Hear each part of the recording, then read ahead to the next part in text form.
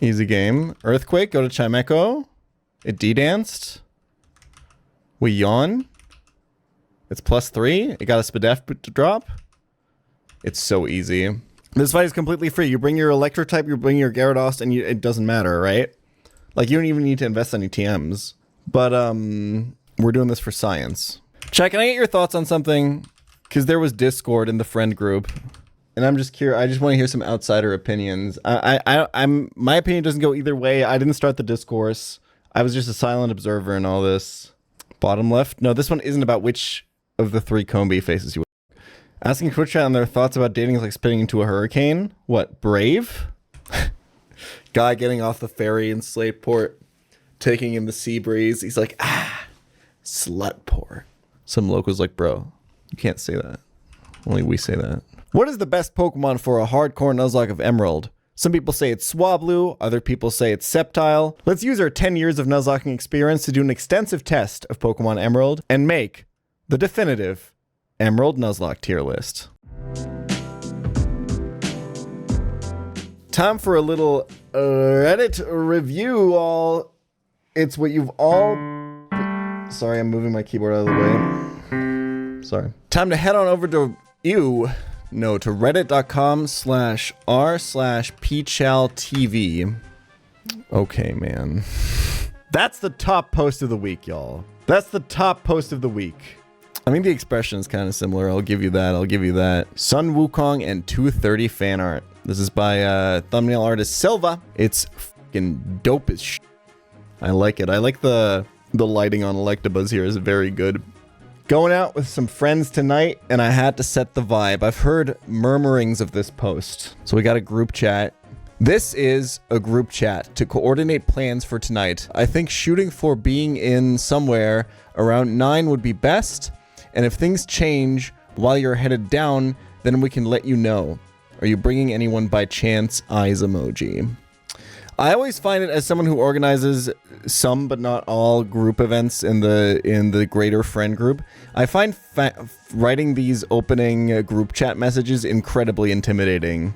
I just think it's really difficult because there's a lot of people from like friend group A, but then there's like a lot of people friend group B as well. So you kind of have to dumb down your humor a lot so that it's like appropriate for everyone involved. And I just feel like that it's really hard to address that many people that you know that many different ways in like an interesting way, but you also don't want to come across too formal. I just think it's a difficult kind of message to write, which is crazy because I put myself on camera and talk to like literally hundreds of strangers every single night, but I feel like there's a certain like expectation set there that I can meet. Anyway, so the point of this post is that they respond with, this is the Drayano Gauntlet. Some assumptions to be made here is that this group is not familiar with this joke, because if they are, then that changes everything. But what I think is really funny is that they're the first person in the chat to reply, and it's 6 minutes after the group was created. And I just think the energy of seeing that empty group chat, and if we're talking from the perspective of the person who writes this opening group chat message, like when you send out a message like that, when you make a group like that and you send out a message, you're kind of anxiously awaiting what the first reply is going to be. Because there's a lot of anxiety involved in making a group chat like that and stuff. So you're kind of waiting. And then the first message that you receive is some that makes no fucking sense. I'm gonna stick out my neck for OP here. Depending on what your relationship is to this group, I think this is kind of beast. Like with like my closest friend group, I will sometimes run bits that only I and like the audience in my head understand. It's okay to be cringe sometimes, man. If you think it's funny, ain't no one getting hurt here. My problem is more, I think what cements this as cringe for me personally, and I really don't think that like OP is like literally Mussolini for this or something. Like it's, who's getting hurt here? Come on. I think the thing is it's kind of obvious that you didn't do it for the audience in your head. You did it for the updoots on the Reddit. It's performative. Yeah, that's my problem. If you're doing this just for yourself, to make yourself laugh, I'm going to go out on a limb here if you're just doing this for yourself, I don't think this is cringe. I think this is actually kind of funny and kind of beast. But the layer of performance that we're adding by making this a subreddit post is, I think, what elevates it to being cringe for me. Here's a context in which it could be funny, because we don't have any context. What if they got added to this group on accident? It's still kind of cringe to post it on Reddit, to be honest. Man, I miss getting added to scammer WhatsApp groups. That was probably the funniest thing that happened to me this year. Oh my god. I miss it, man. Sharing a foolproof Tate and Liza strat in honor of Jan hitting T and L split and Vanilla Emerald tier list testing. We're gonna watch this at the end. Geopoke! Let's go. This is Cherry Grove City. This is Castelia City. This is... I don't fucking give a fuck about these games. I have no fucking idea. Wait. I think I know where this is, guys. This is in Alola. This is somewhere in one of those dog fucking games that I'm never gonna play ever on stream, no matter how much you ask me for it. Chat when the word context is said. That's true. That is what you guys are like. So this is a post I saw pop up. How to head calc round 2. So I'm not gonna read over all of this, but this is really interesting. Basically, they introduced this concept that I kind of already looked at a little bit, or that I was already kind of playing with in my head and had no idea if it was real. Effective bulk, where you basically multiply a Pokemon's HP by their defense stat. Basically, this post goes over how to do head calcs, although the word head calc I think is being stretched a little bit here. This is pretty cool. Especially this, the part 2, the golden rule. So basically, this is the simplest rule of thumb I have, and it's so amazingly clean, I was surprised at how accurate it was. It's still an approximation. A super effective stab move with effective move power equal to the enemy's effective bulk is exactly a min roll 1-hit KO. I think this is something that experienced Nuzlockers, like, kind of know intuitively, but could never formalize anywhere nearly exactly as this. But there is just like a vibe breaking point where like you can just kind of feel like that kind of super effective move would 1-hit KO and that kind of super effective move wouldn't 1-hit KO. And it's really cool to see this formalized and backed up with math here. Here's a few examples. Does Aerodactyl Stone Edge kill Hisuian Braviary? 150 effective power versus 150 effective bulk. Golden Rule says yes. Smogan says the minimum roll is 102%. So the thing that I think is useful about this post, I've noticed that I have like an intuition for what kind of moves will kill and what kind of moves won't. And it's really good to have this as an anchor point to kind of return to. Some people look at this and are like, okay, why not just use a damage calculator at this point? It's because it's interesting, man. It's kind of interesting to formalize the stuff behind the intuitions that you have and see if you can get any like good rules of thumb from it for your for when you're head calcing. Yeah, I think this is really cool, Tara. I think this conclusion is incredibly interesting. It almost makes me think that the damage formula was designed around that idea. Like, I feel like this almost can't be a coincidence, and I think that's really cool. God, could you imagine how cool the online Pokemon community would be if like Game Freak devs were like as available and public and in tune with their online content creators as like other games? The things we could have, man, the things we could have. I discovered that Tate and Liza is completely solved with a trio of guaranteeable encounters. The real MVP here is a pre-damaged Pelipper, but Crawdon and Sharpedo are key players as well. Thought this might be worth consideration. Among Nuzlockers all around the world, this set of twins has become notorious for knocking out treasured Pokemon and flat out ending runs. Chapter 1, the encounters. Man, I've done irreparable damage to the Pokemon YouTube community. I'm so sorry. You didn't even put the chapters in the description.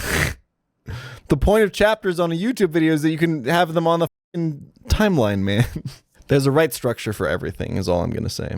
Next, you'll need to catch yourself either a Wingull or... Okay, I get it. So you can guarantee Corphish Carvana, right? I think that's pretty easy to figure out. Let's see the actual fight, please. Start out with Sharpedo and Pelipper. On turn 1, crunch the Claydol and protect with Pelipper. Why'd he switch mics? Crunch doesn't land a critical, on turn 2, taunt the Xatu and switch Pelipper for Crawdon. On turn 3, Crunch the Claydol and Bubble Beam the Claydol. Yeah, and then I see. No, makes sense. On turn 4, Crunch the Solrock and let Crawdon do whatever your little heart desires. From there, it's checkmate. You win no matter what, and most of the time you don't even take damage. Most of the magic of turn 1 is thanks to Pelipper acting as a meat shield for Sharpedo. Our pre-damage ensures that Pelipper baits a Psychic from both Claydol and Xatu, so we just click Protect. This is a really cool application of like run and bun style, or more like EK style double battle techniques, and it kind of demonstrates the power of those techniques when applied to a vanilla game. This is really good. Everything's really well explained for like a general audience and stuff. Good video. We will be referencing this in the final tier list video. Good. We'll be replicating this on our next run through. For now, we don't have any of those Pokemon, so let's try to find our own path. Pussy out on Thanksgiving, y'all know what I'm saying? I know exactly what you're saying. What's my dark type again? I have Cacturn, right? Oh, and Mightyena. I bet these two can do it. Wait, I don't think Mightyena gets Crunch yet, does it? Or is it maybe, I think it might be 37. Nope, that's Takedown. Okay. Me, I guess. Oh, I also have Absol. You're so right. Let me just do gym trainers real quick. So do you get Crunch? I'm just curious. You get Taunt. That's a good move. And I can move Relearner Bite if I want to. 41 for Pooch. I see. I mean, honestly, Mightyena hasn't been very good in most of the fights, so I think a Poochiana delay isn't like the worst thing in the world. If you like really desperately need it. But the thing is, like, if you're planning that far ahead, then you can also just get the guaranteed dark types anyway. I don't think we need to like worry about that kind of shit. We did Shadow Ball here real quick. Does Cacturn get that move? Of course not. But Mightyena gets it. That's all you need, baby. Okay, let me actually do a thing real quick here. Let me engage with the actual in-game systems instead of doing PK Hex, and this is the move deleter, right? Nope. What the f is this house? Oh, this is the... This is so cringe. I feel like I spent some time in here when I was playing this as a kid. First, I don't remember what this does, though. There's like something you can do here, right? What is the purpose of this building? You look at the NPCs appear in the upper room and talk about them. You know what? That's kind of dope. Surely Cacturn will get Feint Attack, right, guys? Wait, I think I might have actually... I think I can move Relearner it. Hold on. I don't have Heart Scales, though. Did I pick one up? I think I might have one. Well, I know where one is, then. Hold. I'm pretty sure I'm not just run and bun pilled by thinking that there's a Heart Scale here. By thinking that there's a Heart Scale here. By thinking that there's a Heart Scale... It's an antidote. Never mind. Wait, I know exactly where one is. I could have sworn. There is a Heart Scale on that beach. Maybe I picked it up. But why isn't it in my inventory? It's exactly here. It's exactly... Where is that shit, man? Is it here? That's a potion. I don't think it's here, y'all. 1 square lift, 5 squares down. 1, 2, 3, 4, 5. That's water, bro. You have an item finder? Don't care. Never gonna use that. There's one here. Wait, no, it's here. No, it's here. There we go. From now on, it's PK Hex only, y'all. I can tell you that much for free. They should make that a thing in the next game, is the only way to find hidden items is for a literal Twitch chat to help you through it. I think I'm not gonna bother with not testing. I think I only want to test the dark types for Tate and Liza because it's like the only thing that's kind of important. Pokemon they can kill Solrock and Lunatone? Yeah, or what is it, like Solrock and Claydol, yeah. I guess one-shotting Claydol probably gives you a pretty good boost in the ratings. Like, can we just basically copy this strategy, taunt the Xatu, and go... Let's try Cacturn, man, fuck it. Okay, I didn't see kill with Psychic on Caestus. But, like, who cares? There was a crit on Cacturn there. Surely both of these guys outspeed, right?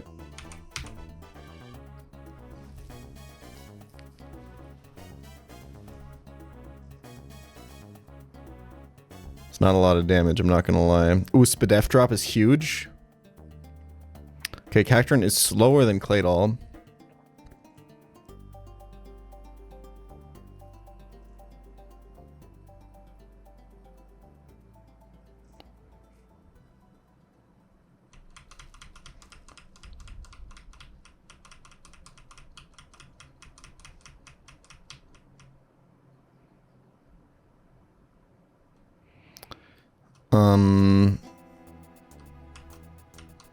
Yeah, so I think Cacturn is probably outsped and dead here, right? Taunt immediately wore off, by the way.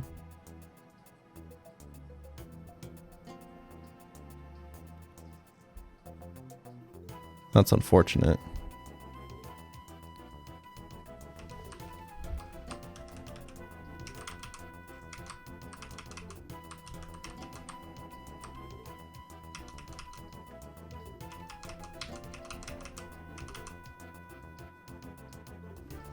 I mean, honestly, maybe Sand Slash baits kill or something. I just want to see if Cacturn is really that sh. I think it getting outsped there is kind of fucking a death sentence, right? But like, don't even bother taunting, I think. Just get your Prism Berry value and you should be fine. It's a good question why we're not leading with Cacturn if we're slower anyway and stuff, yeah. Cacturn is nice because it resists Earthquake from Claydol, though. Like, preventing AP boosts is kind of nice, but it would go Earthquake anyway because it should be highest damage, right? I think so.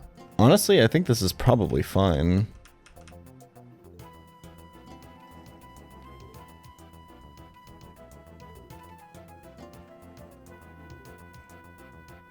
So does this kill without the Spadef drop is what I want to know. Nope. Looking like heal range to me. Like, honestly, 2v1 with dark types just makes this fight free, man. I don't think I care about Pokemon's value on this fight.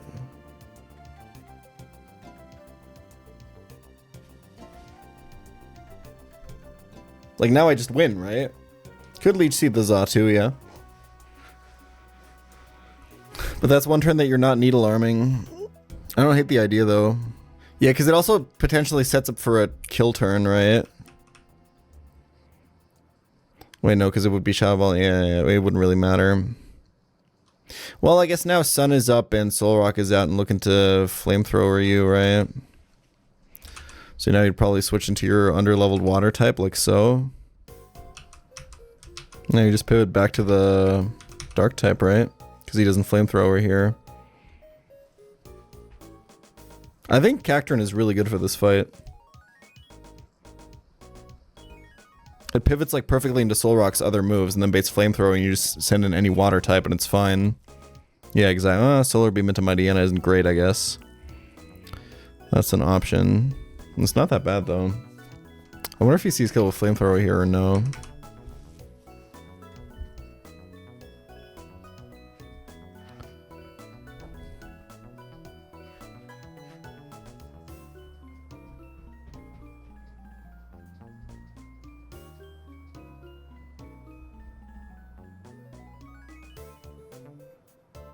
I think we already used up all the potions, right?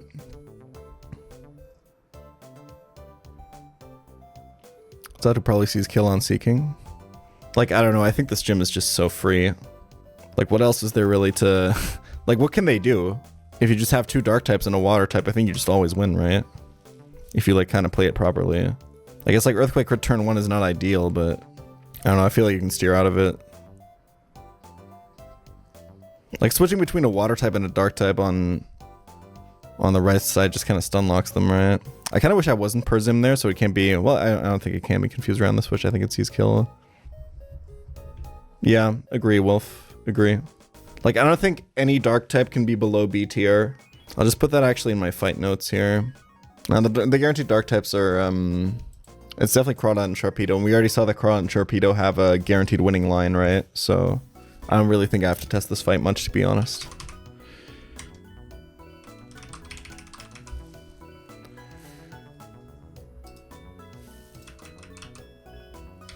Demon down.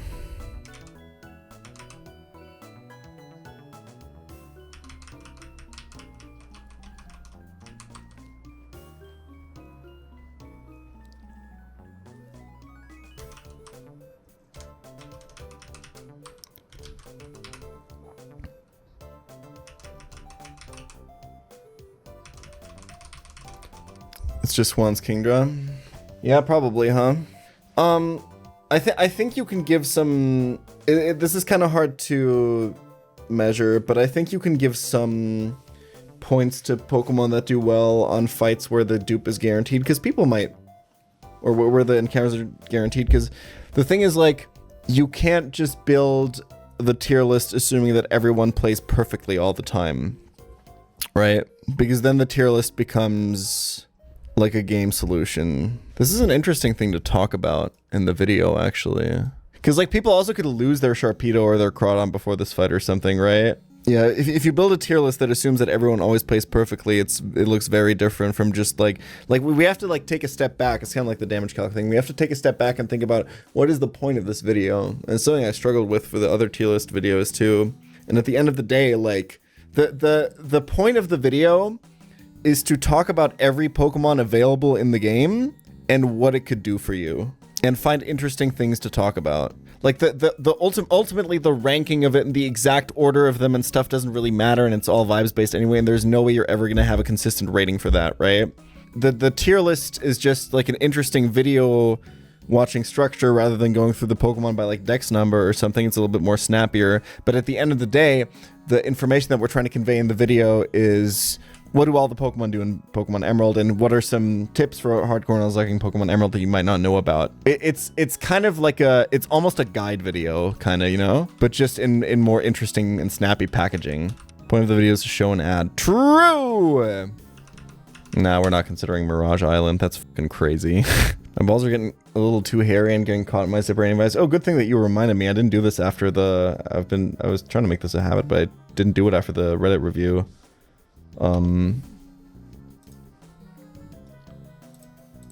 Just a quick reminder that this stream is in fact sponsored by... What were we talking about? Oh, we gotta get Dive. Get you a squad that supports you the way Team Magma supports Maxi, man. For like the stupidest cause ever. You know, growing up is realizing that Team Magma's plan is actually worse than Team Aqua's plan. And when I say growing up, I mean like growing to appreciate art. The thing is, like, on the surface, no pun intended, Archie's plan seems way dumber than Maxi's plan. Is like, just flood everything where a human's gonna live. Whereas Team Magma's plan, you could still kind of justify in like, oh yeah, you know, we could just, you know, pump water from the, it's fine, we just need the water, and then we have more space to live on, or where there's like some tech bro dystopian future kind of like thing that you could maybe use to justify Team Magma's plan. But Team Aqua's plan just seems like, it literally just seems like we're just killing everyone, right? But I think that's kind of like the beauty of it. I talked about this a little bit more on a recent Patreon episode, but like, it seems like Team Aqua is literally trying to give life another shot. They're trying to hit the reset button on civilization. They're like, this is f***ed. We need to flood everything and start back in the ocean where we came from. Whereas Team Magma is like, yo, this is all really dope. We should expand more and more and more and more and more, and literally not stop. Like tech accelerationist to the max, you know? Whereas Team Aqua is like return to monkey. And I think personally, with how the world has been going, at this point, I got a little sympathy left for Team Aqua. Team Magma reminds me way too much of what the real world has become like. Maxi Teal, there you go. Yeah, that's it. That's what I was looking for. Yo, is this fight like actually difficult? Hold on. I kind of just brought some shitters and didn't level anyone.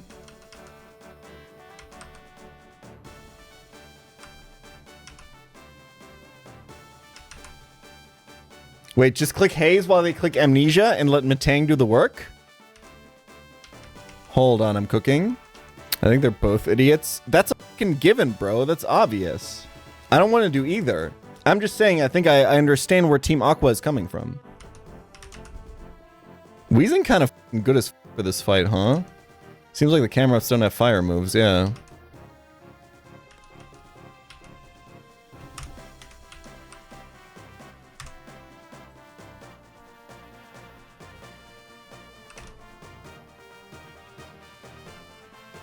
Team Magma has the cooler uniform.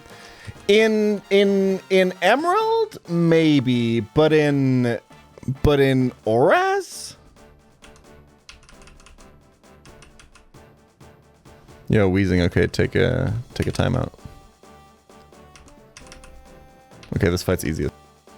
Well, I think that Team Aqua actually has thought through their plan, and they literally aim to destroy the world and reset humanity. I don't think they plan to live through their event. And I can canonically back this up. I can back this up with the text of the game. But to hear that reasoning, you're going to have to watch the latest Patreon episode. Give me 1 second, y'all. I'll be right back with you. I'm lying. I'm about to end stream. I don't know why I said that. Thanks for watching, though. I really appreciate it. What a great stream. I feel like we just learned... We learned a lot, man. Doesn't Archie freak out when he realizes the rain is heavier than he anticipated and going to cause a great deal of harm? Yeah! Because being confronted with the violence of your actual actions will often make you as an idealistic revolutionary realize what you've been doing this entire time. That you've been talking yourself into violence, you know? Like, many such cases is all I'm saying. Anyway, happy Thanksgiving to those who celebrate, I guess. Isn't it kind of fucking annoying that you have like 2 months in a row where you have to like see your entire family? Why do you guys do that? Because, like, I don't celebrate, like, Christmas in, like, a religious sense or anything. For me, Christmas is just, like, an excuse to hang out with my family once a year. And, like, my family, yeah, me too, man. But, like, if I like them that much, I wouldn't need a holiday to remind myself that I gotta hang out with them, you know? It's for the food. You know what? That actually is perfectly fine. Anyway, thanks for watching. I got a meeting. See you guys later. Peace.